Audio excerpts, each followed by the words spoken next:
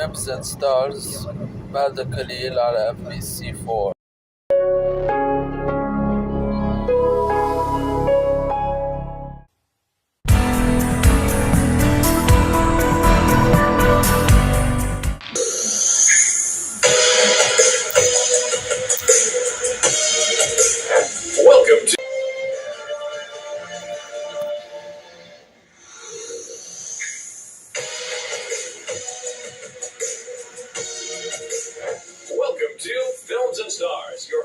Welcome to Films and Stars على قناة MBC4 Edits.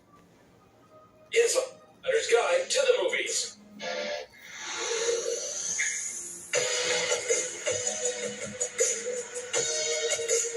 Welcome to Films and Stars, your insider's guide to the movies. This week, we stand in awe of Michelle Monaghan's cinematic versatility. But for now, she's a successful TV star out on a girls' trip in The White Lotus Season 3. Movie Report. Our hotel is the best in the world. At the end of the week, it will be an entirely different person.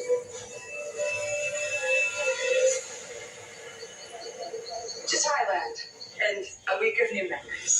Fans of quirky dark comedy rejoice as the third season of the popular series The White Lotus is finally upon us.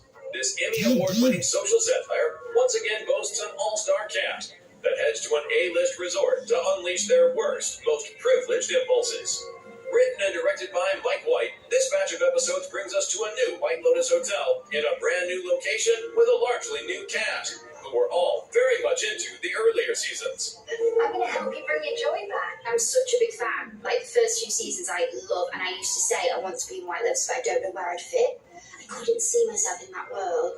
And then I got the audition for Chelsea, and I was like, this could be it, this could be it. But I was actually so scared to do it. I think because I cared so much, I was like weirdly like putting off doing my self-tape. I was like, don't think I'm going to do it. And my friends were like, do you think you might be self-sabotaging here because you feel like you might get it? I love it just as much as everyone else loves it. Of course, being invited to be a part of it, you certainly want to do it justice, and you want to be in service of Mike's brilliance. You know, he's such a master of tone, and I think that is something that we all, were motivated by. I think what makes this particular season a little bit different is that we're in Thailand. It's the location, and what's exciting is that we see each of the characters explore Thailand in a way that we haven't seen in previous seasons. And I think as a result of that, this show actually feels bigger. So many great locations. We moved around a ton. We switched hotels so many different times, and just to really explore the beauty of the island. I feel like Thailand's a character this season, and we get to see so much of it. Since the first season rolled out back in 2021, the series من انطلاق الموسم الأول عام 2021 أصبح المسلسل مشهور. That means the مسلسل they were doing is مشهور because it was launched in 2021 by the guest stars, these guests like myself. It's the location, and what's exciting. The lady with the white shirt, the White Lotus. Is that we see each of the characters explore Thailand in a way that we haven't seen in previous seasons. And I think as a result of that, this show actually feels bigger.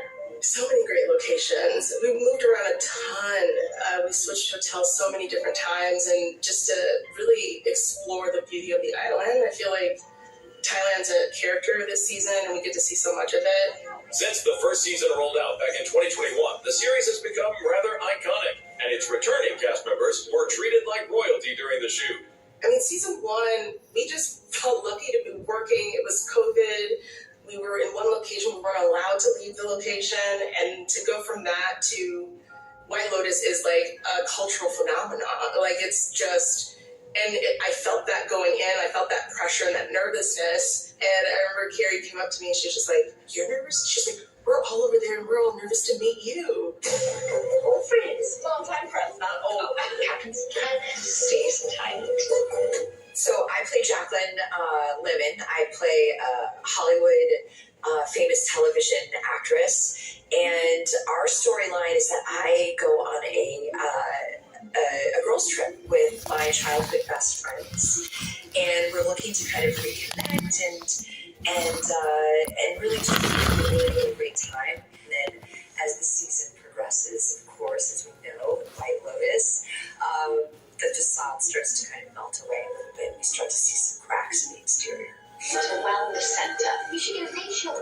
Rick, the lady in the airport thought you were my dad. My God. Chelsea's so oblivious to what the White Lotus Resort is. Just aware. She's like, why the hell are we here? So actually going into that headspace helped me forget that I was in the show. Like, I kind of didn't have the stakes of the show so much because Chelsea just ugly. The brand new third season of The White Lotus is available for streaming now. I almost died today. But we got the room comped, didn't we, babe? So that was cool. Yeah, you did a great job. Okay.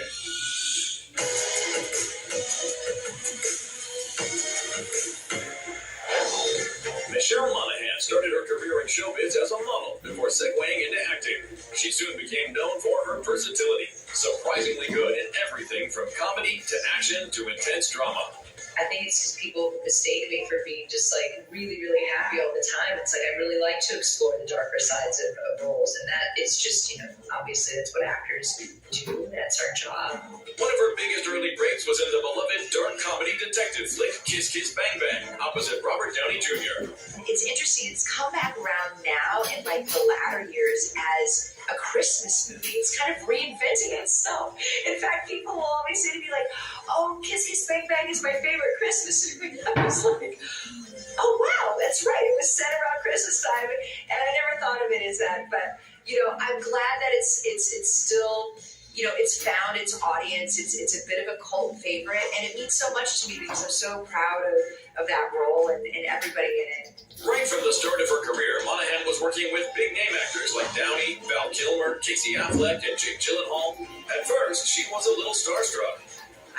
I'm nervous to meet everybody that I could potentially work with, and then you realize that they're just like you, and they're just doing their job, and everybody's just so nice and welcoming at the end of the day that it makes it much easier.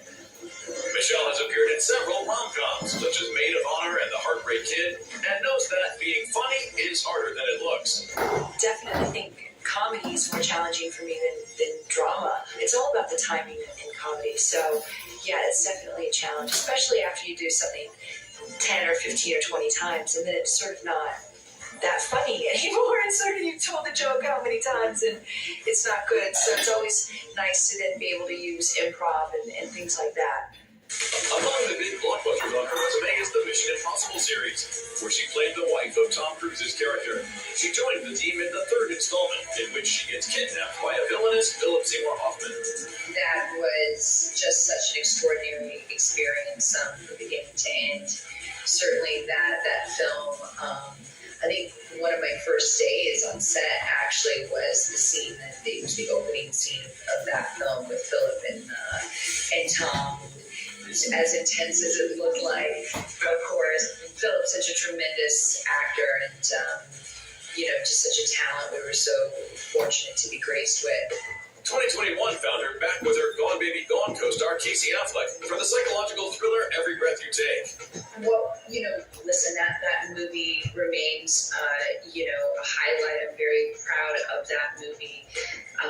And so this was a really great opportunity to kind of creatively reunite with Casey. And once we got in that creative space again, I was reminded of, really what a tremendous actor he is. Michelle Monaghan is clearly one of the most versatile stars in the business. Well, I think it's predominantly like that I get to learn so much about myself, and it's really challenging for me, and I feel really, I'm always in awe of it, and sort of the fears that it kind of brings up in me, and I really just like going for it at the end of the day, and sort of kind of tackling those fears, I guess, and it's really fulfilling.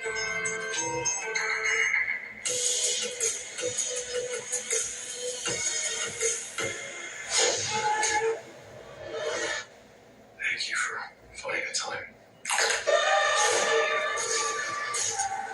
I will admit, it's not entirely unpleasant seeing you again.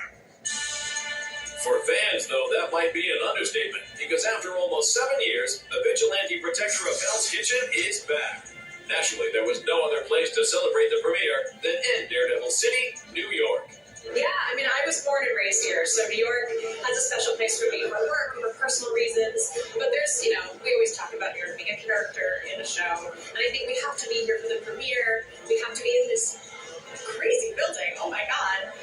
It's beautiful and it's fun. It feels celebratory, which not all premieres feel. Sometimes it feels like a chore or a job. This really feels like a party. The mayor searched the city.